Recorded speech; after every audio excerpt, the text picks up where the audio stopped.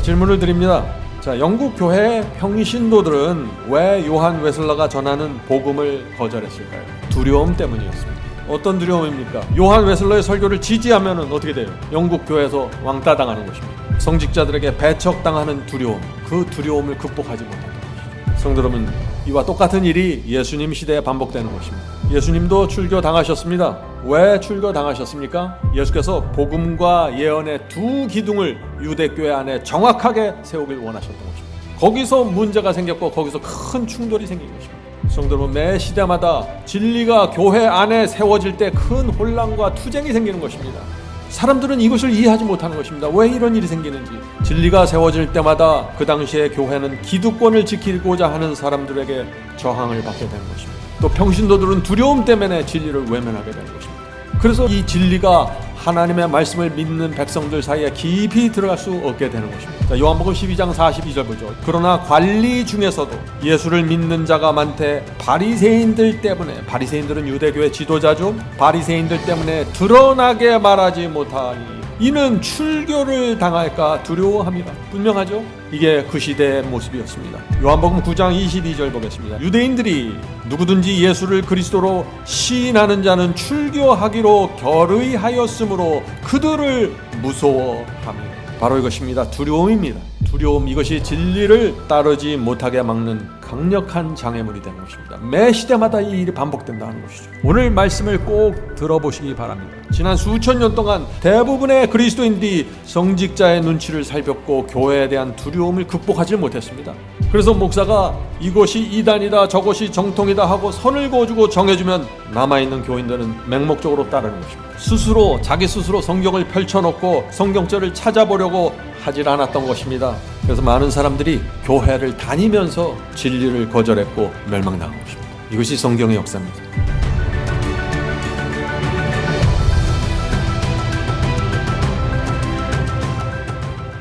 하나님께서만 계신 것이 아니라 사탄도 있습니다. 그래서 지구 역사가 시작된 이래 계속해서 하나님과 사탄의 전쟁이 펼쳐져 오고 있는 것입니다. 그래서 성도들이, 하나님을 따르고자 하는 성도들이 좁은 길을 걸어갈 수밖에 없는 상황이 펼쳐진 것입니다. 하늘 가는 좁은 길입니다. 그 길을 걷는 많은 성도들이 있었습니다.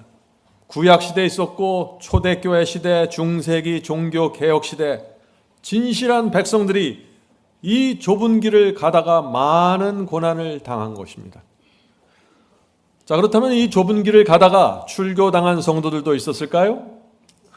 많이 있었습니다.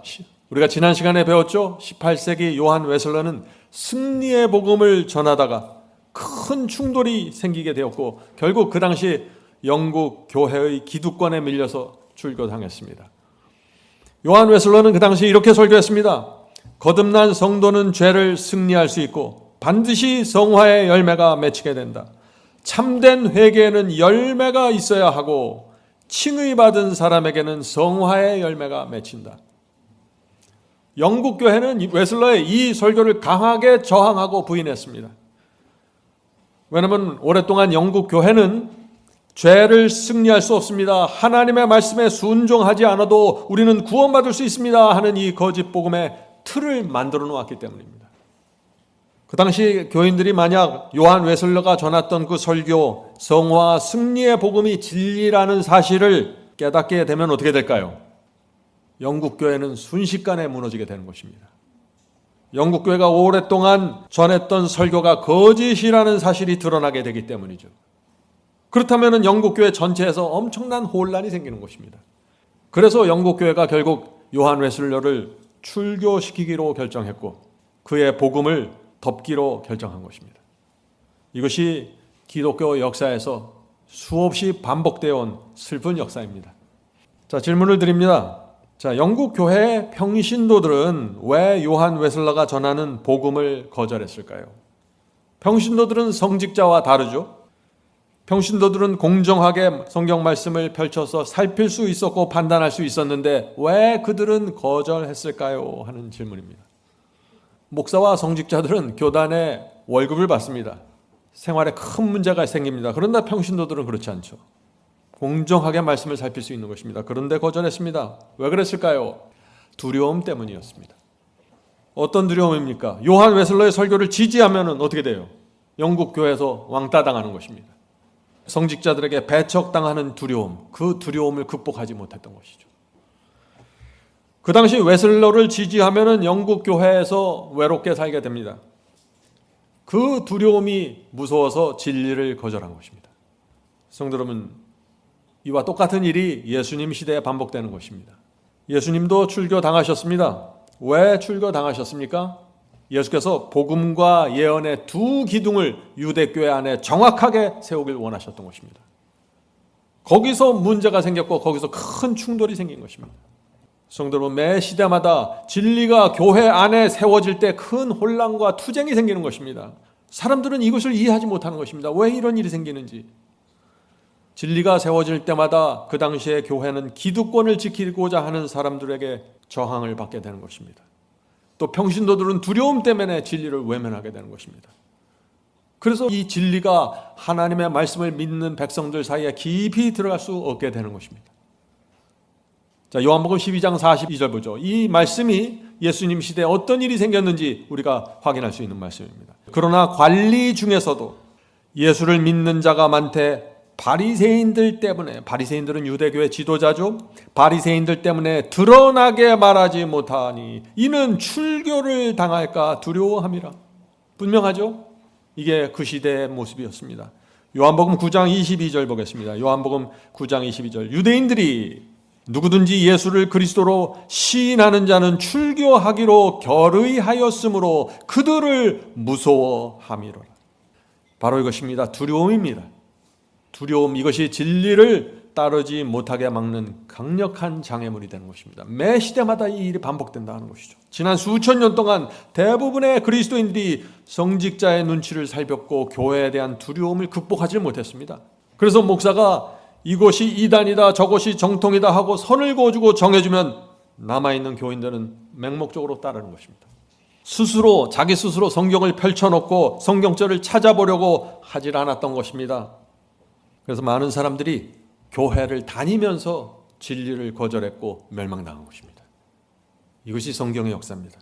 자, 질문을 드리죠. 사람들은 두려움 때문에 진리를 거절합니다. 그런데 두려움이 진리를 거절하는 유일한 이유일까요? 정말 두려움 하나 때문에 진리를 거절합니까? 하는 질문입니다. 아니죠. 제 경험을 좀 말씀드려 볼게요. 저는 젊었을 때 주님을 영접했지만 세상을 사랑했습니다. 한번 인생을 멋지게 살고 싶었습니다. 그런데 그때 제가 순종의 복음, 이 승리의 복음을 접하게 된 것입니다. 제 마음에 깊은 고민이 생겼습니다. 이것을 어떻게 해야 될까? 양심 속에서 성령께서 늘 이것이 진리다 계속해서 말씀해 주시는데 저는 그 성령의 음성을 듣고 싶지 않았습니다. 왜 그래요? 오히려 제 마음은 이 복음이, 이 설교가 진리가 아니었으면 하는 마음이 자꾸 생기는 것이에요. 저 목사가 승리의 복음을 전하는데 저 목사가 틀렸으면 하는 마음이 자꾸 생기는 것입니다. 받고 싶지 않았어요. 무엇이 문제입니까? 바울은 이렇게 설명합니다. 디모데후서 4장 3절입니다. 때가 이르느니 사람이 바른 교리를 받지 아니하며 귀가 가려워서 자기 욕심을 따를 거짓 스승을 많이 두고. 참, 이 한마디의 말씀 속에 많은 것이 포함되어 있습니다. 많은 사람들이 바른 교리, 성경의 교리를 받지 않는다고 했습니다. 왜 받지 않습니까? 자기 욕심을 채워줄 수 있는 스승을 찾아가기 때문이라고요. 내 욕심대로, 내가 원하는 대로 설교해줄 설교자들을 찾아가는 것입니다. 거짓 스승을 찾아가는 것입니다. 자기 귀를 시원하게 긁어줄 거짓 스승을 따라가기 때문에 바른 교리를 버린다고요. 이것이 매 시대마다 반복된 것입니다. 성도 여러분, 실수로 내가 잘못해서 실수로 거짓 복음을 받아서 내가 멸망당하게 되었습니다. 그런 일은 없습니다. 성령께서 각자의 양심 속에 이것이 진리니 이것을 받아라, 이 길이 정론이 이리로 가라, 이 말씀에 순종해라 하는 분명한 음성을 주십니다. 말씀을 듣는 자들에게 그 음성을 외면하기 때문에 멸망당하는 것입니다. 많은 사람들이 세상에 대한 미련과 욕심을 버리지 않기 때문에 거짓 복음과 거짓 가르침이 들려올 때 그것이 그렇게 아름답게 들리는 것입니다. 성도 여러분, 성경 말씀 그대로 믿으셔야 합니다. 어린아이처럼 단순한 마음으로 진리를 받지 않으면 길을 잃어버리게 되고 거짓 스승을 쫓아서 따라가게 됩니다. 자, 이제 예수님의 이야기를 좀 해보죠. 예수께서 광야에서 40일 금식을 하셨고 그 다음에 고향 나사렛을 찾아가십니다. 나사렛에 가셔서 처음 회당에서 성경을 읽었습니다.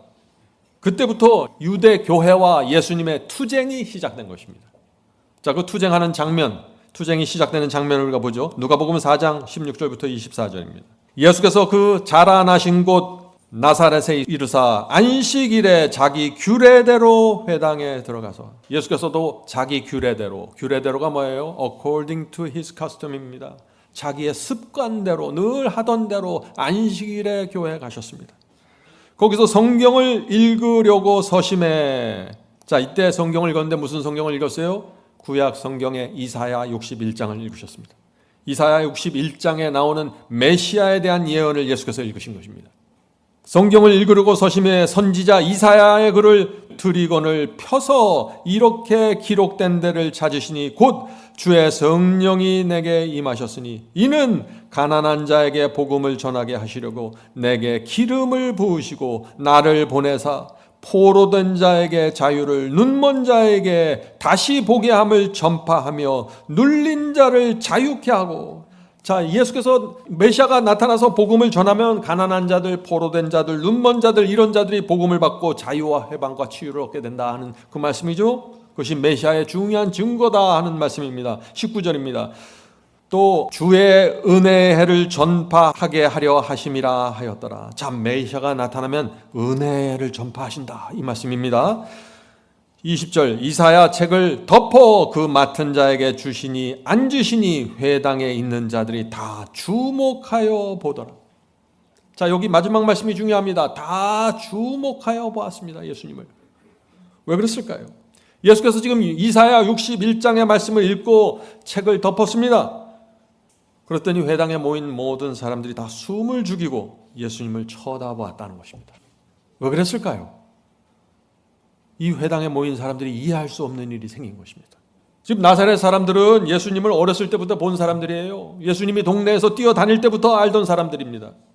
그런데 예수님이 나이가 들어서 나사렛 회당에 처음 와서 메시아에 대한 이사야 61장 예언을 읽는데 이 이사야 61장의 말씀을 그대로 읽지 않는 것입니다. 이사야 61장은 유대인이라면 누구나 다 아는 메시아에 대한 예언이죠. 그런데 예수께서 유대인들이 그렇게 중요하게 여기는 한 단어를 빼놓으신 것입니다. 그리고 책을 덮었습니다.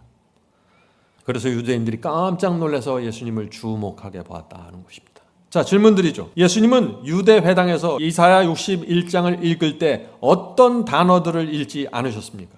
왜 그 말씀을 읽지 않으셨습니까? 하는 질문입니다. 예수께서는 그의 공중 사역을 시작하면서 처음부터 복음과 예언을 올바로 세우길 원하셨던 것입니다. 예수께서는 유대 교회가 세운 거짓된 신학, 잘못된 복음의 정체를 드러내기 위해서 의도적으로 한 단어를 빼놓았던 것입니다. 그들이 잘못 이해하고 있던 그 단어를 읽지 않으셨어요. 원래 이사야 말씀을 읽어보죠. 원래 이사야 61장은 이렇게 기록되어 있습니다. 이사야 61장 1절 2절입니다. 주 여호와의 영이 내게 내리셨으니 이는 여호와께서 내게 기름을 부으사 가난한 자에게 아름다운 소식을 전하게 하려 하심이라. 나를 보내사 마음이 상한 자를 고치며 포로된 자에게 자유를, 갇힌 자에게 높임을 선포하며 여호와의 은혜의 해와. 자, 여기까지 예수께서 그대로 읽으셨습니다. 그러나 그 다음에 이어지는 말씀을 읽지 않으시고 이사야 책을 덮으셨다는 것입니다. 여호와의 은혜와 우리 하나님의 보복의 날을 선포하여 모든 슬픈 자를 위로하되. 예수께서 어떤 말씀을 읽지 않았습니까? 여호와의 은혜의 해와까지만 읽고 그 다음에 이어지는 하나님의 보복의 날을 선포하여라는 이 말씀을 읽지 않으셨던 것입니다. 자, 그렇다면 우리가 질문할 수 있죠. 왜 예수께서 하나님께서 보복의 날을 선포하신다는 이 말씀을 읽지 않으셨을까요? 유대인들의 잘못된 신학 때문이죠. 유대인들은 메시아가 이 땅에 오면은 자신들의 원수들에게 보복해 줄 것이라고 믿었습니다. 로마 제국으로부터 유대 나라를 해방시키고 원수들을 갚아주실 것이라고 굳게 믿은 것입니다. 그들이 믿던 메시아였습니다. 그것이. 그래서 유대인들은 이사야 61장을 읽을 때마다 메시아가 오시면 하나님께서 보복하신다, 이사야 이 말씀을 크게 읽으면서 기뻐하고 희망을 가졌습니다. 예수께서 그들의 그 오해를 깨트리기 원하신 것입니다. 유대인들이 그래서 웅성거렸던 것이죠. 그러고 나서 24절에 예수께서 이렇게 말씀하십니다. 누가복음 4장 24절입니다. 또 가라사대 내가 진실로 너에게 이르노니 선지자가 고향에서 환영을 받는 자가 없느니라. 성도 여러분, 이제 아시겠죠? 예수께서 왜 고향에서 환영받지 못했는지, 왜 출교당하셨는지 여러분들 이해가 되십니까? 예수께서는 사탄이 유대교회에 심어놓은 거짓 복음과 거짓 예언 해석을 무너뜨리기 위해서 나사렛에 가셔서 전쟁을 시작하신 것입니다. 어떤 반응과 어떤 태도가 나타날 것이라는 예수께서 다 아셨어요. 그렇지만 그 말씀을 선포하신 것입니다. 사탄은 메시아는 은혜의, 하나님께서 이 그리스도를 보내주셨을 때 이 메시아는 은혜의 메시아입니다. 그런데 이 메시아를 복수의 메시아로 만들어버린 것입니다. 유대교회 안에서. 그래서 메시아가 오시면 로마 제국이 무너질 것이라고 다들 기대하고 있었습니다. 성도 여러분, 유대인들이 메시아를 그렇게 생각하면 어떻게 됩니까? 예수 그리스도를 메시아로 영접할 수 없게 되는 것입니다. 이것이 사탄의 목적입니다. 교회 거짓 복음과 거짓 예언을 둠으로써 진리를 받아들이고 진리를 이해할 수 없는 그런 사람들로 만들어버리는 것이 사탄의 목적입니다. 이것이 2000년 전에 유대교회에서 크게 성공했던 것입니다. 사탄의 목적이 말이죠. 자, 질문 드리죠. 그렇다면 이사야 61장의 의미가 무엇입니까? 여호와의 은혜의 해와 우리 하나님의 보복의 날을 선포하여 모든 슬픈 자를 위로하되라는 이 말씀의 의미가 무엇일까요? 하는 질문입니다. 메시아는 십자가에 달려 돌아가심으로 은혜의 해를 선포하셨습니다. 그런데 그 은혜를 거절하는 자들에게 하나님의 보복이 이루어진다는 것입니다. 이해가 되시죠? 이사야 61장은 유대인들에게 베풀어지는 은혜와 그들이 받게 되는 하나님의 심판에 대한 말씀이었습니다. 그런데 이 유대교회는 이사야 61장을 말씀 그대로 이해할 수 없었던 것입니다. 왜요? 유대교회가 만들어 놓은 잘못된 예언 해석과 신학 때문에 이사야 61장을 그대로 이해할 수가 없었던 것입니다. 그리고 나서 누구든지 유대교회 안에 들어와서 이 메시아에 대한 그들의 관을, 메시아관과 잘못된 예언 해석과 잘못된 신학을 무너뜨리려고 하는 사람들이 나타나면 출교당하고 반대하고 핍박한 것입니다. 이것이 그 당시의 현상입니다. 예수님이 말씀하신 그대로 유대인들에게 놀라운 은혜가 펼쳐졌습니다. 유대인들은 31년 반 동안 하나님의 아들의 모습을 볼 수 있었습니다. 인간 그리스도의 모습으로 말이죠. 은혜의 시간이 베풀어진 것입니다. 그런데 유대인들이 결국 그리스도를 십자가에 못 박으면서 결국 은혜의 시간이 끝나게 되었고, 서기 70년 로마 군대가 쳐들어와서 예루살렘 상이 멸망되고 참담한 폐허가 되어버렸습니다. 그 당시 100만 명 이상의 유대인들이 멸망당했습니다. 이사야의 예언대로 은혜의 해가 그대로 전파되었고 은혜를 거절한 사람들에게 하나님의 심판과 복수가 이루어진 것입니다. 자, 누가복음 4장 19절부터 21절의 말씀을 이제 계속해서 좀 읽어보도록 하죠. 주의 은혜의 해를 전파하게 하려 하심이라 하였더라. 책을 덮어 그 맡은 자에게 주시고 앉으시니. 그렇죠? 은혜의 해가 전파된다는 이 말씀만 딱 읽고 앉아버린 거예요. 회당에 있는 자들이 다 주목하여 보더라. 21절 이에 예수께서 저에게 말씀하시되 이 글이 오늘날 너희 귀에 응하였느니라 하시니.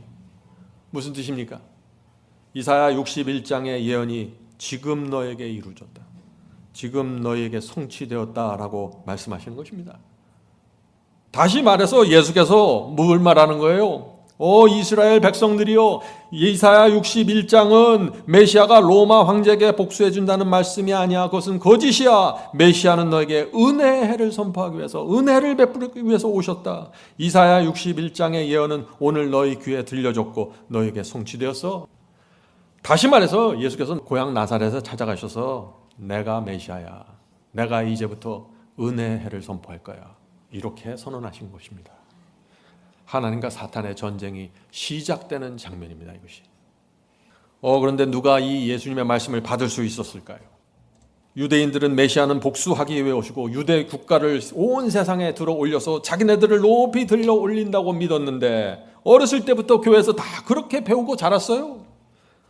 그래서 이 예수께서 아무리 가난한 자, 병든 자를 고쳐주고 도와주고 해방시킬지라도 예수께서 로마 황제를 물리치고 원수를 갚아주지 않는 한 유대교회는 그리스도를 메시아로 받을 수 없는 것입니다. 이것이 사탄의 목적입니다. 사탄이 왜 교회에 거짓 교리와 거짓 예언과 거짓 복음을 집어넣습니까? 진리를 볼 수 없게 만들기 위해서입니다. 진리를 깨달을 수 없는 사람들로 만들어버리는 것입니다. 자, 이제 여러분들이 이 질문에 대답할 수 있습니다. 유대교회는 왜 예수님을 메시아로 영접하지 않았습니까? 하는 질문입니다. 뭐예요? 잘못된 신학이 그 당시 교회에 세워져 있었기 때문입니다. 사탄은 유대교회 안에 거짓 메시아에 대한 잘못된 가르침을 세워놨습니다. 그 잘못된 가르침 때문에 거의 모든 유대인들이 예수님을 메시아로 바라볼 수 없게 되었습니다.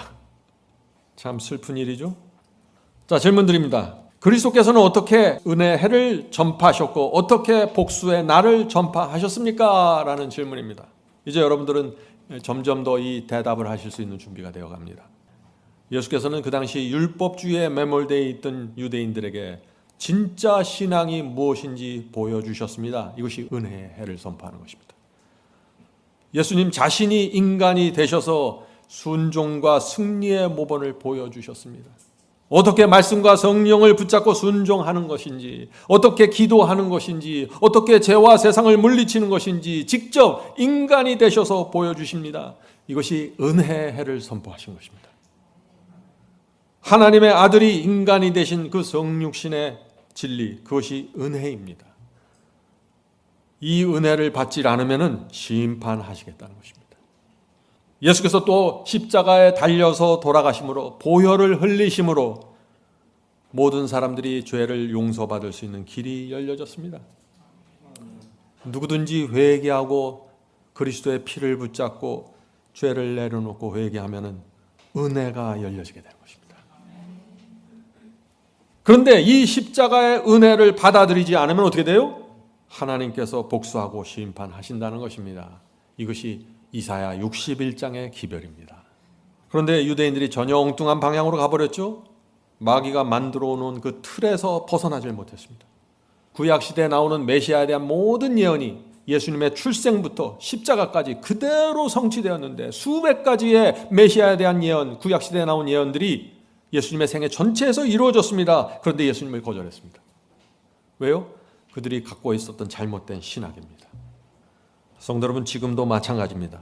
예수께서 은혜의 복음을 전하셨는데 이상하게 왜곡되고 있습니다. 어디서요? 교회 안에서 말이죠. 은혜가 어떻게 왜곡되었나요? 십자가의 은혜 때문에 우리가 마음대로 살아도 된다고 생각하는 사람들이 많이 있습니다. 십자가의 은혜가 베풀어졌기 때문에 이제 나는 죄를 범할 수 있고 순종하지 않아도 되는 이상한 신학이 세워졌습니다. 십자가의 은혜 때문에 십계명이 폐지되었다는 거짓 신학이 교회 안에 세워진 것입니다. 그래서 누가 나타나서 진리를 세우려고 하면 교회 안에 투쟁이 벌어지는 것입니다. 교회 안에서 왜 투쟁과 혼란이 생기는지 잘 이해하셔야 돼요. 교회 안에 잘못된 신학이 세워지면 수많은 거짓 신자들이 거짓 복음을 붙잡고 나타나게 되고 그 결과 진리는 배척당하고 혼란과 투쟁이 생기는 것입니다. 이것이 하나님과 사탄의 전쟁이 교회 안에서 벌어지는 모습이라는 것입니다. 성도 여러분, 여러분의 마음에 진리가 정확하게 세워져 있습니까? 진리가 정확하게 세워져 있지 않으면 여러분은 결국 진리를 거절하고 배척하게 되는 것입니다. 거짓 스승을, 여러분의 귀를 시원하게 긁어주는 거짓 스승을 쫓아가게 될 것입니다. 자, 질문을 드리죠. 성경 역사와 기독교 역사를 보면 대다수의 사람들이 진리를 거절했습니다. 자, 그렇다면 어떤 사람들이 성경의 진리를 있는 그대로 받아들일까요? 이사야 61장, 여기에 답이 있습니다. 가난한 자에게 아름다운 소식을 전하게 하려 하심이라. 나를 보내사 마음이 상한 자를 고치시며 포로된 자에게 자유를, 갇힌 자에게 노임을 선포하며. 결국 복음은 세 종류의 사람들에게 전파된다는 것입니다. 복음은 모든 사람들 앞에서 나눠지지만 세 종류의 사람들에게만 받아들여진다는 것입니다. 어떤 종류입니까? 가난한 자입니다. 마음이 상한 자입니다. 포로된 자입니다. 이 세 종류의 사람들, 여러분이 이 셋 중 하나에 속해야만 진리와 복음을 있는 그대로 받을 수 있게 된다는 것이죠. 첫째, 가난한 자가 복음을 받는다고 했습니다. 가난한 자. 가난한 자가 뭡니까? 팔복을 보면은 어때요? 심령이 가난한 자입니다. 마음이 높고 교만하면 복음을 절대 받을 수가 없습니다. 심령이 가난하다. 심령이 가난하다는 뜻이 어떤 의미인가요? 마음이 깨끗하다는 것입니다. 정직한 영을 가졌다는 것입니다. 죄를 범했으면 그 죄를 인정하고 고백하는 마음, 그 마음이 깨끗한 마음입니다. 죄를 전혀 범하지도 않고 완벽한 마음이 깨끗한 마음이 아니라 내가 죄를 범했습니다. 주님, 저를 용서해 주시옵소서. 형제여, 내가 잘못했네.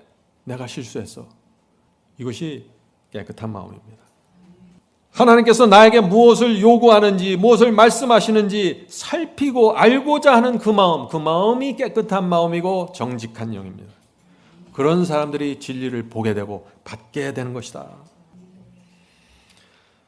성도 여러분, 내 마음에 그래서 다른 것이 섞여 있으면 진리를 보질 못합니다. 나를 높이는 정신, 세상을 사랑하는 정신, 욕심이 있으면은 진리가 앞에 있어도 보질 못하게 돼요. 진리의 가치를 보질 못하게 되는 것입니다. 또 진리를 받더라도 있는 그대로 받질 않습니다. 내 욕심을 채워주는 방향으로 진리를 받게 됩니다. 부분적으로 받아요. 내 마음에 진리가 이랬으면 좋겠다. 복음은 내 생각에 이랬으면 좋겠다. 하나님은 이런 분이면 좋겠다. 그런 틀이 있으면 안 됩니다.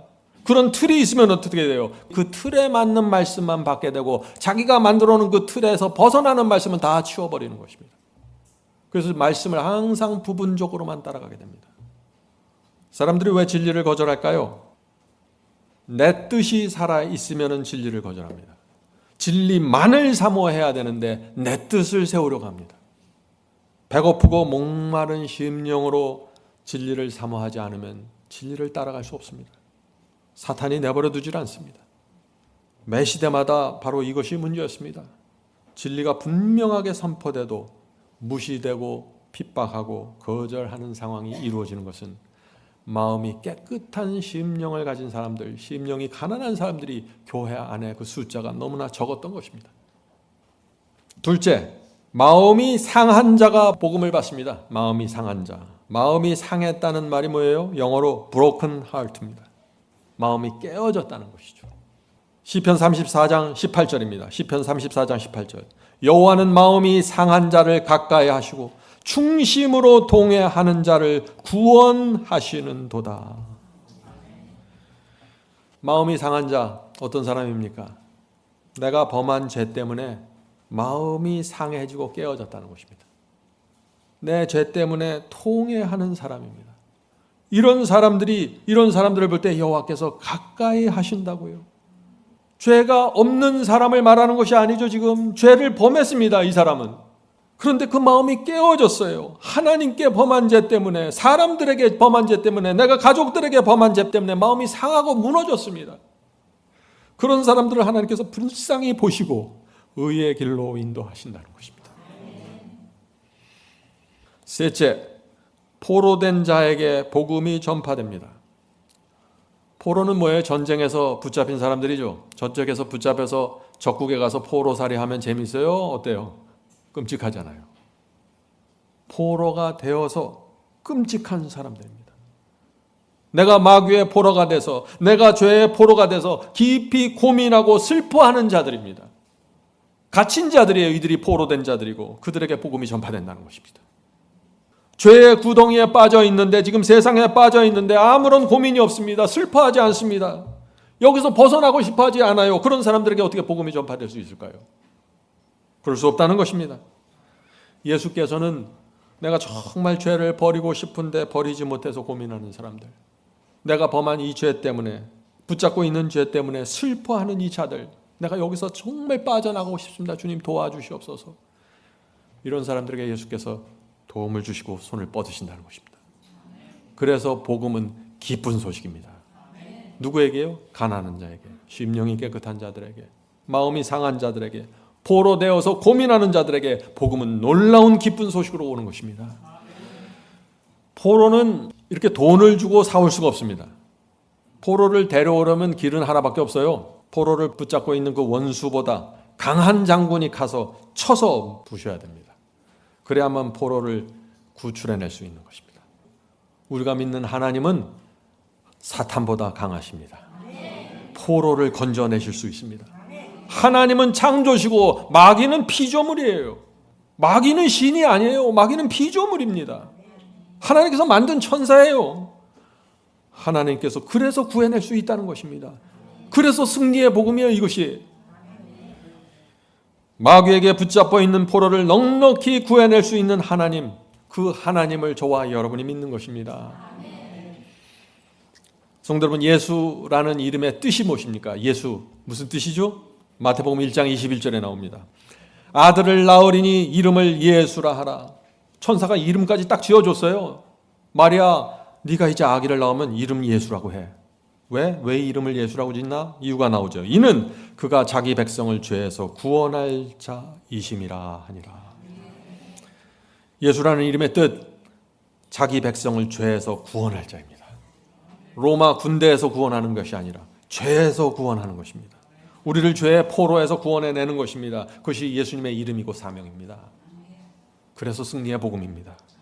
그래서 승리의 복음이에요. 성도 여러분, 복음이 무엇입니까? 복음은 죄만 용서해 주는 것이 아니에요. 많은 사람들이 십자가는 죄만 용서해 준다고 생각해요. 잘못된 오해입니다. 만약 어떤 사람이 오늘은 거짓말하고 내일은 간음하고 그 다음 날은 우상 숭배하는데 계속해서 용서만 받으면 어떻게 돼요? 예? 계속해서 용서만 받아요. 그러면 어떻게 돼요? 그건 기쁜 소식이 아니죠.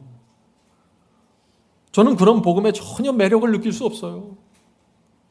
성도 여러분, 주님께서는 우리의 타고난 기질에서 건져주십니다. 나만 생각하는 기질, 내 앞가림만 하는 기질, 다른 사람을 정죄하려는 기질, 나를 높이려는 기질, 경쟁하는 기질, 쓸데없이 시기하는 기질, 이런 기질 저런 기질을 그리스도의 은혜와 성령의 능력이 들어오셔서 다스리시고 승리하시는 것입니다. 이것이 복음의 능력입니다. 복음의 능력, 십자가의 능력입니다. 복음의 십자가에 이런 능력이 없다면 어떻게 저와 여러분의 마음속에 평안이 있을 수 있겠어요? 오늘은 거짓말하고 내일은 간음하고 그 다음 날은 사기치는데 무슨 평안이 있겠어요? 로마서 1장 16절, 바울은 복음을 이렇게 설명합니다. 내가 복음을 부끄러워하지 아니하노니. 저와 여러분은 부끄러워하지 말아야 됩니다. 우리가 믿는 복음은 부끄러워하는 복음이 아닙니다. 왜 부끄러워하지 않는가? 이유가 나오죠. 이 복음은 모든 믿는 자에게 구원을 주시는 하나님의 능력이 됨이라. 복음이 무엇입니까? 하나님의 능력입니다. 죄를 용서해 줄 수 있는 능력, 죄에서 구해 줄 수 있는 능력, 유혹에서 꺼내 줄 수 있는 능력. 복음은 우리를 건져내는 하나님의 능력입니다.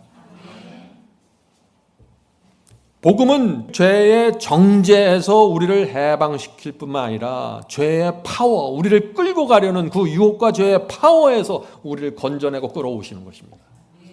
이것이 포로된 자에서 벗어나는 거죠. 십자가가 무엇입니까? 십자가는 우리 죄를 용서하고 순종하게 하고 이기게 하는 것입니다. 그것이 십자가입니다. 그래서 바울이 복음은 하나님의 능력이라고 선포하신 것입니다. 마운트 오브 블레싱, 그 책 114페이지에 이런 말씀이 있습니다. 하나님의 용서, 십자가의 용서, 칭의는 단순히 우리를 정죄에서 면하게 해주는 사법적인 행위가 아니라 내가 너를 용서해 줄게 하고 재판관이 땅땅땅 두들기는 이런 사법적인 행위가 아니라 칭의는 죄를 용서할 뿐 아니라 그 죄로부터 완전히 돌아서게 한다. 진심으로 회개하고 용서받으면 죄를 버리게 되고 죄로부터 돌아서게 된다는 것입니다. 내가 거짓말하는 죄를 용서받았어요. 그러면서 계속 거짓말해요. 그게 아니라는 것이에요. 죄를 버리게 되고 죄로부터 돌아서는 이것이 참된 칭의입니다. 다윗은 하나님이여 내 속에 정한 마음을 창조하시고 내 안에 정직한 영을 새롭게 하소서라고 기도했을 때 다윗은 이 용서, 칭의의 참뜻을 깨달았다. 다윗은 죄를 범했습니다. 밧세바를 범했어요. 무너졌습니다. 그런데 회개했습니다. 칭의를 받았습니다. 그럴 때 그 속에 정한 영이 창조되었다고요. 새 마음을 받게 된 것입니다. 칭의는 창조의 역사입니다. 그래서 마음을 새롭게 하시는 창조의 역사. 탕자가 회개하고 아버지께 돌아왔을 때 몸만 돌아온 게 아닙니다. 그의 마음이 새롭게 된 것입니다. 아버지께 돌아온 탕자는 죄를 붙잡고 있질 않았습니다. 죄로부터 완전히 돌아섰습니다. 이것이 성경이 말하는 칭의입니다. 그래서 복음을 우리는 승리의 복음이라고 부르는 것입니다. Selected Message 볼륨 1 389페이지입니다. 이것이 십자가의 능력입니다. 잘 보세요. 우리는 우리를 위하여 창에 찔리신 그리스도를 바라볼 때, 십자가의 능력을 우리가 어떻게 받습니까? 창에 찔려 십자가에 달려있는 그리스도를 바라보는 데서 우리가 능력을 받게 된다 하는 것이죠. 창에 찔리신 그리스도를 바라볼 때 우리가 율법을 범하면서도 주님의 뜻을 어기면서도 그분의 은총을 계속해서 누릴 수 없다는 것을 알게 될 것이다. 우리는 죄인으로서 우리가 그리스도의 공로를 굳게 붙들고 죄 짓기를 중단해야만 한다는 것을 느낄 것이다. 성도 여러분, 십자가에 매달려 피를 흘리고 죽어가는 그리스도를 바라볼 때 우리 마음속에 자연스럽게 성령의 역사로 의해서 무엇이 생긴다고요? 내가 이 죄를 고집하면서 저 보혈의 능력과 은혜를 받을 수 없겠구나. 그 양심에 깊은 가책이 생기는 것입니다. 그래서 내가 이 죄를 내려놓고 이 죄를 중단해야겠구나. 이 습관적인 죄로부터 중단해야겠구나. 느낄 것이라고요. 성도 여러분, 그래서 이 십자가의 의미는 두 가지입니다. 십자가의 의미는 첫째, 우리 죄를 용서하기 위해서 십자가가 세워졌고 예수께서 돌아가셨습니다. 둘째, 우리가 짓고 있는 이 죄를 멈추고 죄로부터 돌아서게 하기 위해서 십자가가 세워진 것입니다. 많은 사람들이 이 십자가의 의미 중 첫 번째만 지금 붙잡혀 있는 것입니다. 거짓 신학입니다. 잘못된 복음입니다. 시험과 유혹이 올 때, 마귀가 시련과 유혹을 줄 때 십자가를 붙잡고 이기는 경험을 해야 된다는 것입니다. 이것이 승리의 복음입니다. 십자가의 능력을 경험하는 것입니다. 그것이. 많은 사람들이 십자가의 능력을 아십니까? 십자가의 은혜를 아십니까? 다들 설교하고 말하죠. 그 의미가 뭐예요? 십자가를 바라볼 때 내가 유혹에서 돌아서고 죄로부터 돌아선다는 것입니다. 그것이 신앙생활입니다. 성도 여러분, 바로 요한 웨슬러가 이 복음을 전한 것입니다. 예수께서 2000년 전에 바로 이 복음을 전하신 것입니다. 너희가 입으로 회개했니? 회개 열매 내놔. 그 말씀을 하신 거잖아요. 우리가 이것을 이해해야 됩니다. 매 시대마다 잘못된 신학이 세워졌을 때 진리를 세우려는 사람들이 고난당하고 핍박받고 쫓겨난다는 사실을 말이죠. 이것을 정확하게 우리가 정직한 심령으로 알아야, 인식해야 상황이 보이는 것입니다. 우리가 어떤 태도를 가져야 될까요? 우리가 그리스도인으로서 성경을 펼쳐야 합니다. 이런 설교 저런 가르침들이 교회 안에서 들려올 때 성경을 펼쳐야 됩니다.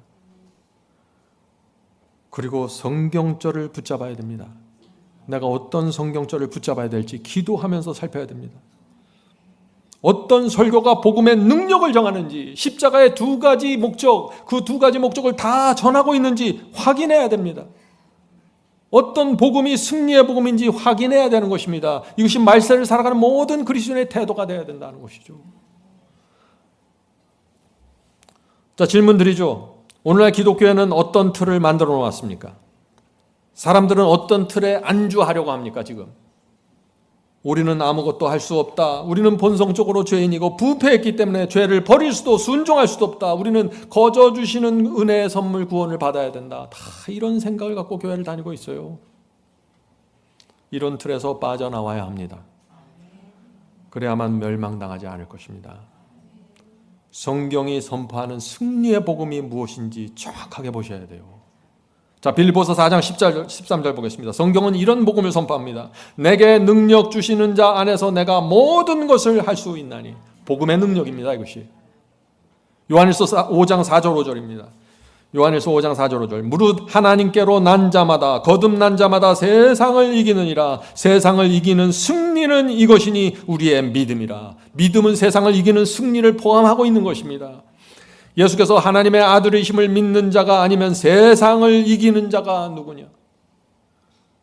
예수님을 믿는 자가 아니면 세상을 이길 수 없다. 예수님을 믿는 자들만이 세상을 이길 수 있는 거야. 왜? 이들은 십자가의 은혜와 능력을 받은 자들입니다. 승리의 복음을 믿는 것입니다. 자, 질문 드리죠. 자, 진짜 복음과 가짜 복음, 거짓 복음과 진짜 복음의 차이가 무엇입니까? 거짓 복음과 성경의 복음을 우리가 어떻게 분별할 수 있을까요? 하는 질문입니다. 아주 근원적인 질문이죠. 그러나 대답은 단순합니다. 거짓 복음은요, 인간의 타락한 본성이 얼마나 강력한지에 초점을 맞춥니다. 그래서 우리 죄된 본성, 우리 물려받은 본성, 우리의 부모로부터 물려받은 본성이 이렇게 부패해 있습니다. 이렇게 강력합니다. 그래서 우리는 순종할 수 없고 죄에서 벗어날 수 없습니다. 이렇게 끌고 가는 것입니다. 그러나 성경의 복음은, 진짜 복음은 무엇을 강조합니까? 우리의 연약함에 초점을 맞추지 않습니다. 그 대신 하나님의 능력에, 십자가의 능력에, 성령의 능력에 초점을 맞춥니다. 그래서 우리를 변화시키시는 하나님의 능력을 들어 올립니다. 이것이 진짜 복음입니다. 물론 우리는 연약합니다. 물론 우리는 타락한 본성을 갖고 태어났습니다. 그러나 하나님께서는 그럼에도 불구하고 우리를 변화시킬 수 있다는 것입니다. 예수께서 말씀하셨죠. 사람이 할 수 없는 것을 하나님은 하시나니. 사람들은 다 사람이 할 수 있는 것만 말하고 있어요. 가짜 복음입니다. 하나님께서 하실 수 있는 것을 말해야 줘야 돼요. 그래야 복음이 되는 것입니다. 성도 여러분, 하나님께서는 우리를 변화시킬 수 있습니다. 어떻게 변화십니까? 어떻게 변화시킵니까? 십자가의 희생에 감사하는 사람으로 말이죠. 은혜에 감사하는 사람으로 말이죠. 용서해 주는 사람으로 말이죠. 말씀에 충성하는 사람으로 말이죠. 좁은 길을 걸어가는 사람으로 변화시켜 주실 수 있습니다. 우리는 이 간증을 갖고 있어야 된다는 것이죠. 요한복음 14장 21절입니다. 요한복음 14장 21절. 나의 계명을 가지고 지키는 자라야 나를 사랑하는 자니. 예수께서 분명한 기준을 내놓으셨습니다. 너희가 나를 사랑하니 그럼 내 계명을 지켜야 된다. 성도 여러분, 우리가 얼마나 주님을 사랑하는지 보여드립시다. 어떻게 보여드릴 수 있습니까? 여기 말씀하셨잖아요. 나의 계명을 가지고 지키는 자라야 나를 사랑하는 자니. 이것이 내 사랑을 하나님께 보여드리는 방법입니다. 하나님의 뜻대로 살고 그분의 말씀에 순종하면 그것이 우리가 얼마나 주님을 사랑하는지를 보여드리는 것입니다. 성도 여러분, 오늘날 기독교에 깊은 어둠이 깔려 있습니다. 정말 바이블 칼리지에 오셔서 공부하셔야 돼요. 특별히 요한계시록을 공부하셔야 됩니다. 요한계시록은 이 마지막 시대 교회 형편에 대해서 적나라하게 경고하고 있습니다. 요한계시록은 마지막 시대 교회를 라오디게아 교회라고 말하고 있습니다. 뜻은 미지근한 교회입니다. 불로 연단한 믿음이 없다고 했습니다. 이 마지막 시대 교회에 불로 연단한 믿음이 없어요. 의의 옷이 없다고 했습니다. 분별하는 성령의 안약이 없다고 했어요. 마지막 시대 교회의 형편을 이렇게 말하고 있는 것입니다. 요한계시록은 마지막 시대 교회를 바벨론이라고 말하고 있습니다. 온갖 거짓 복음과 오류가 교회 속에 깊이 들어와서 지배하고 있습니다. 진리를 찾기 어렵습니다. 어떻게 해야 될까요? 어떻게 해야 될까요? 성경을 공부해야 된다는 것입니다. 예언을 공부하셔야 됩니다. 성경의 복음과 오늘날 교회들이 말하는 복음이 어떻게 비교가 되고 어떻게 차이가 있고 문제가 있는지 직접 확인하셔야 됩니다. 여러분이 다니는 교파가 중요한 게 아니에요. 침례교회를 다니든지 장로교회를 다니든지 성결교회를 다니든지 교파가 문제가 아니라 여러분이 진정 진리를 찾고자 하는 간절한 마음이 있는가입니다. 그 간절한 소원이 있으면 성령께서 찾아가셔서 인도하십니다. 자, 질문을 드리죠. 우리가 주님을 믿는 이유가 무엇입니까? 왜 복음을 우리가 받습니까? 복음을 받는 이유와 목적이 무엇입니까? 하는 질문이죠. 사도 바울은 로마서를 끝나면서 아주 단순하게 설명합니다. 로마서 16장 25절 26절. 로마서 16장 25절 26절. 나의 복음과 예수 그리스도를 전파함은 모든 민족으로 믿어 순종케 하시려고. 복음을 왜 전파해요? 왜 그리스도를 믿습니까? 믿어 순종케 되려고. 믿기만 하는 게 아니라 믿으니까 내가 순종합니다. 여기까지 나가야 된다는 것이죠. 믿어 순종케 하시려고 알게 하신 바 그 비밀의 계시를 쫓아 된 것이니 이 복음으로 너희를 능히 견고케 하실 것이니. 복음은 우리를 견고케 하는 것입니다. 복음은 우리를 믿게 하고 우리를 순종케 하고 우리를 견고케 합니다. 그래서 우리가 믿는 이 복음을 승리의 복음이라고 우리는 부르는 것입니다. 성도 여러분, 예수께서 너희가 믿는 대로 될 것이라고 했습니다. 저와 여러분이 믿는 대로 무엇을 믿는가에 따라서 어떻게 믿는가에 따라서 우리의 신앙과 우리의 영생과 우리의 인생이 결정된다는 것입니다. 마태복음 9장 29절 너희 믿음대로 되라 하시니. 우리는 무엇을 믿어야 할까요? 우리는 바울이 말한 이 말씀을 믿어야 됩니다. 에베소서 3장 16절 19절입니다. 에베소 3장 16절 19절. 그 영광의 풍성함을 따라 그의 성령으로 말미암아 너희 속사람을 능력으로 강건하게 하시며. 성령으로 우리의 속사람이 마음이 강건하게 된다는 것입니다. 믿음으로 말미암아 그리스도께서 너희 마음에 계시게 하옵시고 너희가 사랑 가운데서 뿌리가 박히고 터가 굳어져서 능히 모든 성도와 함께 지식이 넘치는 그리스도의 사랑을 알아. 그냥 사랑이 아니라 진리에 대한 지식이 충만함과 연결되어 있는 사랑을 말하는 것입니다. 진리가 빠진 사랑은 감정이에요. 진리와 깊이 연결돼야 하나님의 사랑이 나타나는 것입니다. 그리스도의 사랑을 알아 그 넓이와 길이와 높이와 깊이가 어떠함을 깨달아 하나님의 모든 충만하신 것으로 너희에게 충만하게 하시기를 구하노라. 성도 여러분, 복음이 무엇입니까? 이 말씀 그대로입니다. 성령으로, 믿음으로, 사랑으로 구원받는 것입니다. 부모에게 물려받은 기질이 무엇이든지 어떠한 기질을 내가 아담으로부터 물려받았는지 상관없이 성경의 복음을 받으면 내가 믿게 되고 이겨내게 되고 건진받게 된다는 것입니다. 이것이 복음입니다. 그래서 어두움에서 벗어나 기쁨으로 살아가게 되는 것입니다. 죄에서 벗어나니까요. 성도 여러분, 복음이 무엇인지를 알아야 합니다. 제가 참 좋아하는 말씀을 하나 읽겠습니다. 저는 이 말씀이 복음을 설명하는 데 있어서 굉장히 중요한 그 표현을 갖고 있다고 믿습니다. Desire of Age 668페이지입니다. 참된 순종은 마음에서 우러나온다. 저는 오랫동안 이 말씀을 이해하지 못했습니다.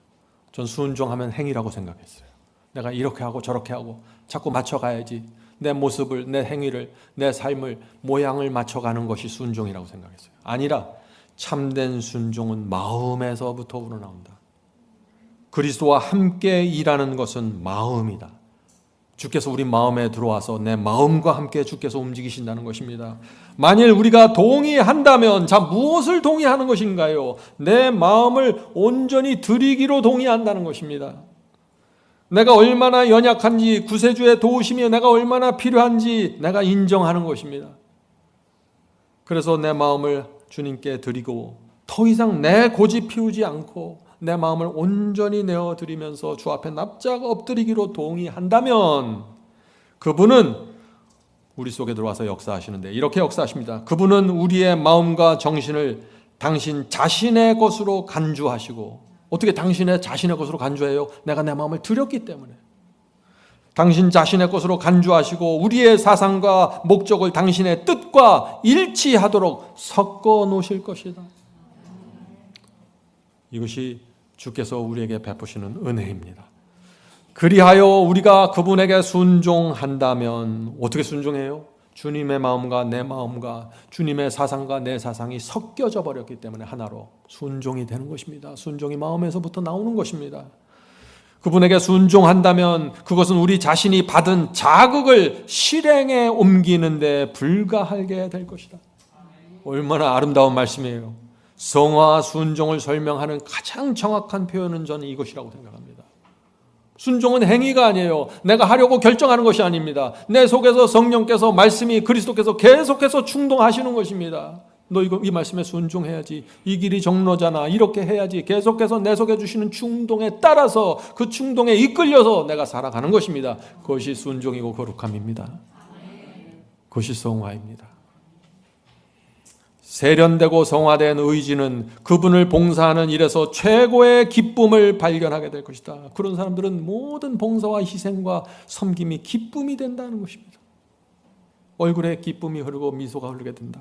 하나님을 아는 것을 특권으로 생각하고 우리가 하나님을 알 때 우리의 생애는 계속적인 순종의 생애가 될 것이다. 많은 사람들이 이 말씀을 참 무겁게 받아들입니다. 어떻게 우리가 계속적으로 순종합니까? 가끔 죄도 져줘야지. 가끔 불순종해야죠, 우리가. 그것이 인생 아닙니까? 근데 어떻게 여기선 우리의 생애가 계속적인 생애가 될 것이다. 그것만 보면 안 돼요. 그 앞에 있는 문장을 봐야지. 그 앞에 있는 문장이 뭐예요? 우리가 하나님을 알 때. 하나님께 매력에 푹 빠졌어요. 세상보다 하나님이 더 좋게 됐어요. 그래서 계속해서 순종하는 것입니다. 그리스도의 품성을 존중하고 하나님과 교제함으로 우리는 죄를 미워하게 될 것이다. 성도 여러분, 이것이 복음의 능력입니다. 너희 가운데 이 마음을 품으라. 이는 그리스도 예수의 마음이니.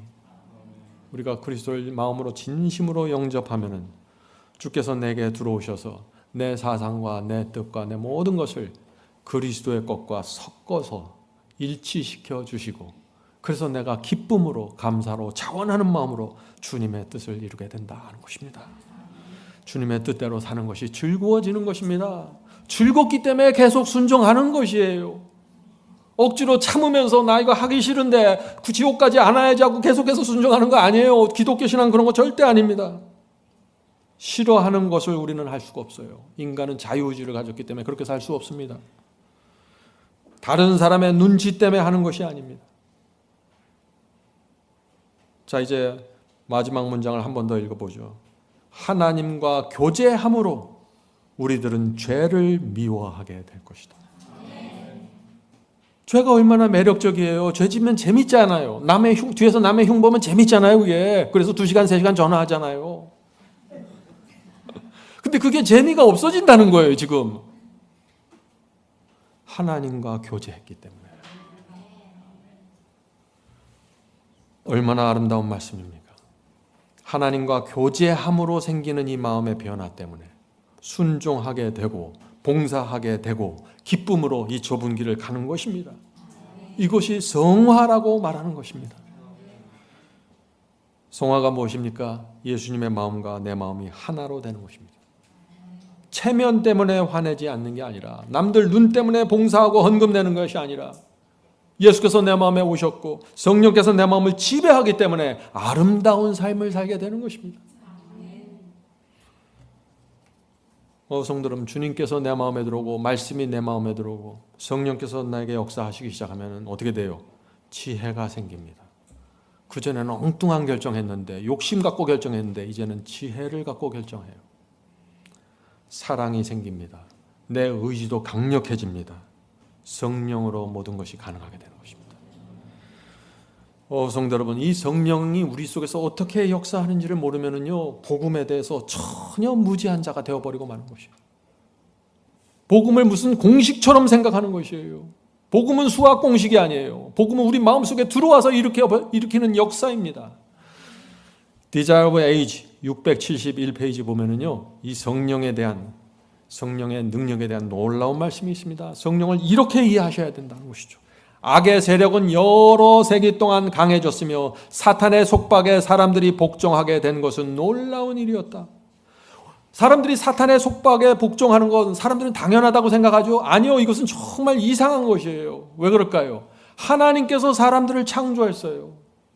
사람들은 자기를 만든 하나님께 가서 순종하는 것이 마땅하고 당연한 것이에요. 그런데 하나님과 사탄의 전쟁을 벌어지고 있는데 하나님의 원수인 사탄에게 가서 그 말 듣고 있는 거예요. 너무나 이상한 것입니다. 지금 비정상이에요. 계속해서 읽어보죠. 사람들이 사탄에게 복종당하게 된 것은 놀라운 일이었다. 죄는 성령의 강력한 작용을 통해서만 물리칠 수 있고 이겨낼 수 있으며, 성령은 제한된 능력을 가지고 오시는 게 아니라 하나님의 능력이 충만한 가운데 오셨다. 성령은 제3의 하나님입니다. 성령도 하나님이십니다. 성령께서 우리 속에서 역사하신다는 것은 창조주 하나님께서 역사하신다는 것이에요. 그래서 모든 일이 가능해지는 것입니다. 여기서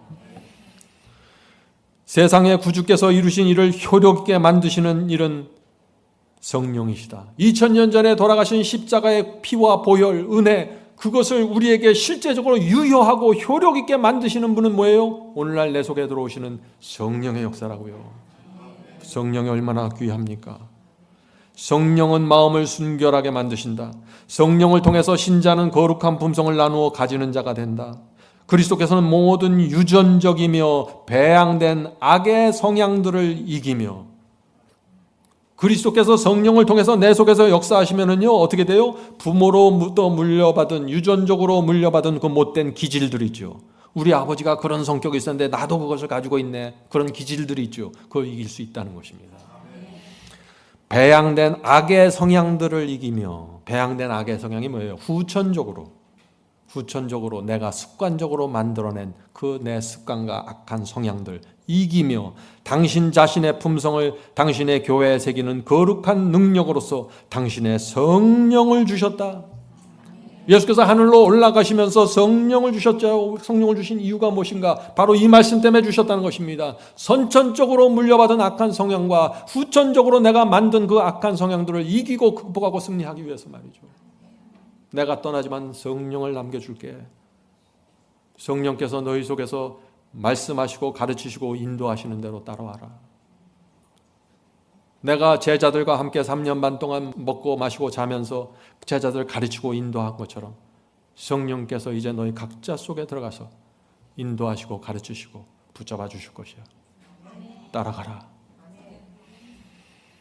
이 성령의 역사가 마음속에서 이루어지는 성도들에게 결국 늦은 비가 내리게 되는 것입니다. 성령의 역사입니다. 잊지 마세요. 이 승리의 복음을 통해서 성령이 역사하시고 늦은 비를 받게 되는 것입니다.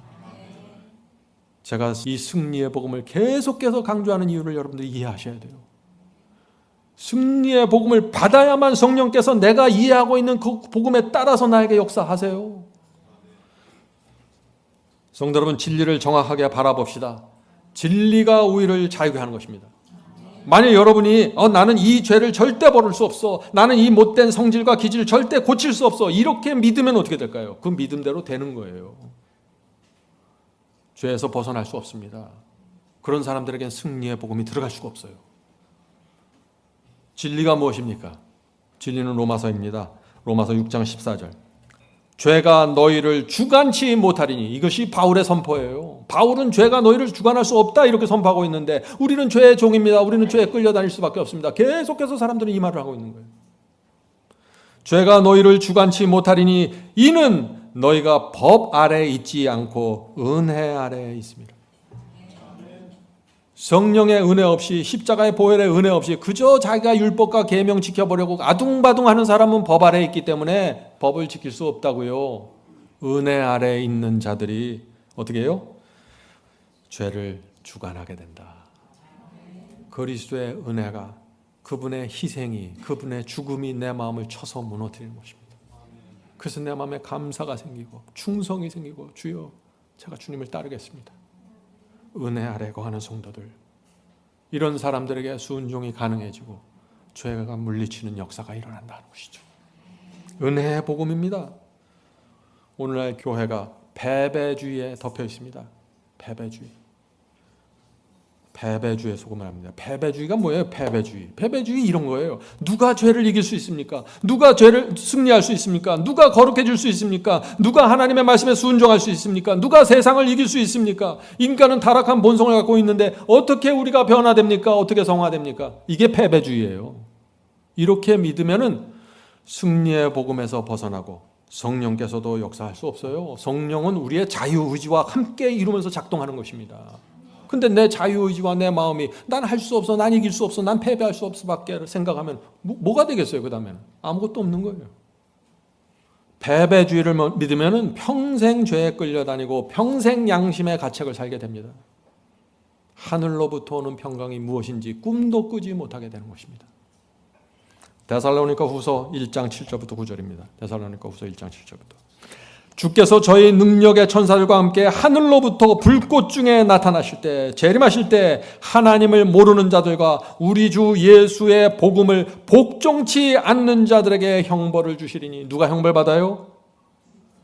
예수의 복음을 복종하지 않는 자들, 순종하지 않는 자들에게 형벌이 주어진다고요. 이런 자들이 주의 얼굴과 그의 힘의 영광을 떠나 영원한 멸망의 형벌을 받으리로다. 진리는 분명하게 제시되어 있습니다. 사람들이 이런저런 핑계를 대고 잘못된 신학을 따라가지만 진리는 분명합니다. 주님께서 아무리 우리를 구원하시려고 십자가에 달려 피를 흘리시고 바울이 베드로가 계속해서 진리를 선언하면 뭐합니까? 내가 죄를 고집하고 불순종을 고집하면 아무 소용이 없다는 것입니다. 형벌을 피할 수 없게 되는 것입니다. Christ Object Lesson 13페이지에 이 말씀을 읽고 마치도록 하겠습니다. 이 말씀도 이 좁은 길을 걸어가는 성도들에게 굉장히 중요한 말씀입니다. 주를 경외하는 자의 생애는 슬픔에 젖어 있거나 우울한 생애가 되지 않을 것이다. 저는 이런 분들을 많이 만나봤습니다. 좁은 길을 간다고 하는데, 순종한다고 하는데, 외롭게 내가 진리를 위해서 산다고 하는데 그 얼굴을 보면 슬픔과 우울함이 가득해요. 매력이 없어요, 전혀. 누가 그 사람에게 가겠어요? 주를 경외하는 자의 생애는, 하나님께서 나와 함께하는 자의 생애는 슬픔에 젖어 있거나 우울한 생애가 되지 않을 것이다. 우리가 얼굴에 슬픈 빛을 띠거나 나그네처럼 단식하는 생애를 사는 것은 그리스도를 모시지 않았기 때문이다. 마음에 자존심과 이기심이 가득한 자들, 그리스도와 산연합을 할 필요를 느끼지 않는다. 반석 위에 떨어지지 아니한 자의 마음은 자기가 완전하다고 자랑한다. 모든 것의 문제는 그리스도께서 내 속에 거하지 않는 것입니다. 왜 거하지 않아요? 그리스도께서 내 속에 들어오길 원하는데 내 욕심 때문입니다. 내가 이기심을 고집하고 세속을 사랑하고 내가 잘못된 가르침을 사랑하고 여러 가지 이런저런 이유 때문에 예수께서 들어오지 못해요. 그러면서도 이 사람은 멸망당하지 않겠다고 좁은 길을 걸어갑니다. 그러니까 그 얼굴이 어떻게 돼요? 슬픔과 외로움과 고민이 버리지도 못하고 붙잡지도 못하고 확실하게 결정해야 됩니다. 사람들은 웅장한 종교를 원한다.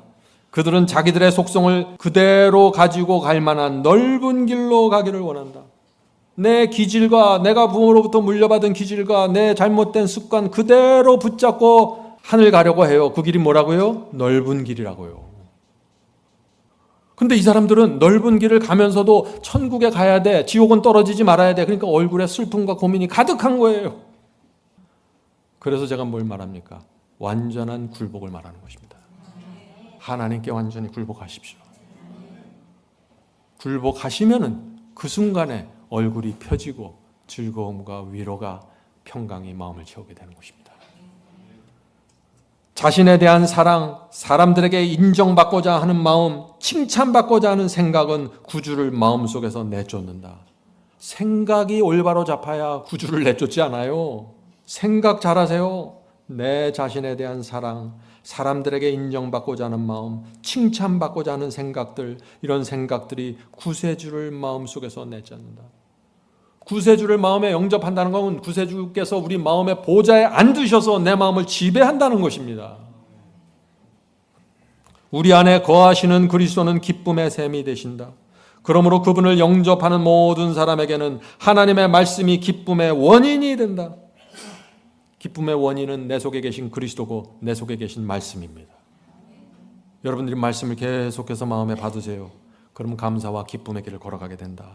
무릇 자기를 높이는 자는 낮아지고 자기를 낮추는 자는 높아지리라.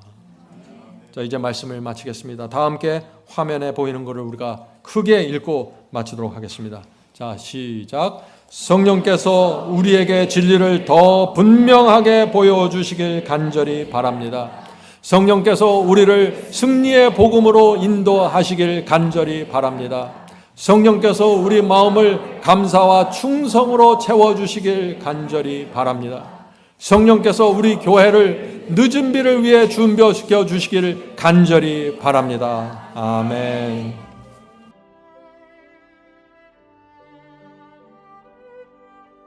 하늘에 계신 저희들의 아버지, 저에게 성령의 역사를 이루어 주시옵소서. 그래서 저희가 가난한 심령으로, 상한 마음으로, 깨끗한 마음과 정직한 영으로 주의 복음을 받을 수 있도록 축복해 주시옵소서. 다른 것이 섞이지 않고 다른 불순물이 섞이지 않는 그 순수한 진리를 저희가 받아서 하나님을 알 수 있게 도와주시옵소서. 주여, 저희에게 성령이 필요합니다. 삼위 하나님이신 성령께서 저희 속에 들어오셔서 역사해 주실 때 저희의 자아를 낮추고 성령의 인도를 따라가게 축복해 주시옵소서. 성령께서 양심 속에서 이렇게 하라 저렇게 하라 이 길로 가라고 말씀해 주실 때 저희가 그것을 하나님의 말씀으로 받을 수 있게 도와주시옵소서. 이 세상에 참 어지럽고 교회 혼란스러운 가르침들이 많이 있습니다. 주여, 저희의 눈을 열어주셔서 성경의 복음을 보여주시옵소서. 그래서 저희가 평강을 갖고 좁은 길을 걸어가게 축복해 주시옵소서. 오늘 함께 예배드리는 성도들에게 함께하여 주시고 육적으로 영적으로 필요한 것들을 공급해 주셔서 견고한 마음으로 주님을 따를 수 있도록 도와주시옵소서. 예수님의 이름으로 간절하게 기도드립니다. 아멘.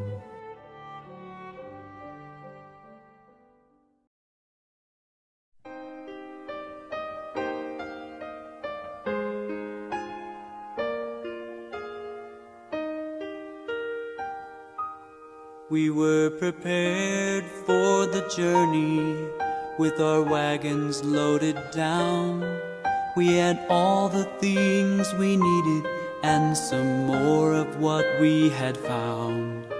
But as the road then narrowed so the wagons could not climb, we journeyed on with our horses, leaving things of ours behind. Traveling the narrow way up the steep and windy road, a smooth white wall on one side and a precipice below. As we journey on, the way grows smaller still. Stripped of all earthly support, we cling on to His will. To save ourselves from falling, we press close to the wall. Our luggage was interfering, we cut it loose and let it fall. At such times when we were fearful and our bodies began to sway, a hand seemed to take the bridle and guide us over the way. Traveling the narrow way up the steep and windy road, a smooth white wall on one side and a precipice below. As we journey on, the way grows smaller still. Stripped of all earthly support, we cling unto His will.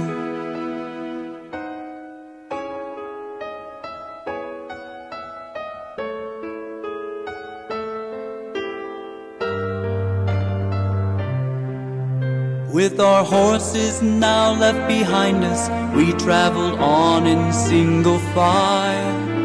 Our feet exposed to grit the rocks, we were fearful all the while. Small cords came down from above us to keep our balance on the path. We upheld from above, we were shouting, it seemed like this is all we had. Traveling the narrow way up the steep and windy road, a smooth white wall on one side and a precipice below. As we journey on, the way grows smaller still. Stripped of all earthly support, we cling unto His will.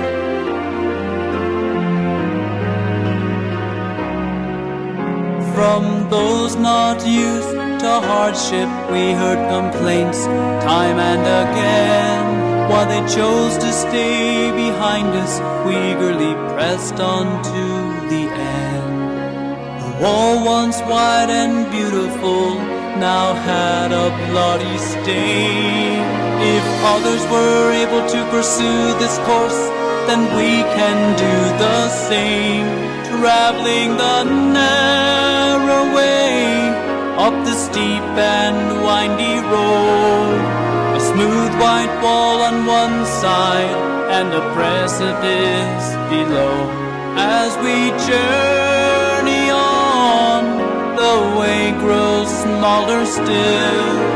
Stripped of all earthly support, we cling unto His will.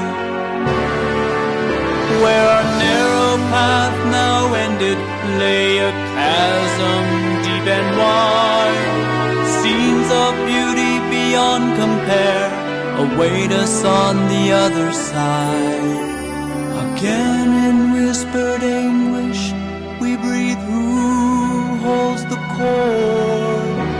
Assured it was none but God Himself, we swung on to our reward. Traveling the narrow way up the steep and windy road, a smooth white wall on one side and a precipice below. As we journey on, the way grows smaller still. Stripped of all earthly support, we cling unto His will. Stripped of all earthly support, we cling unto His will.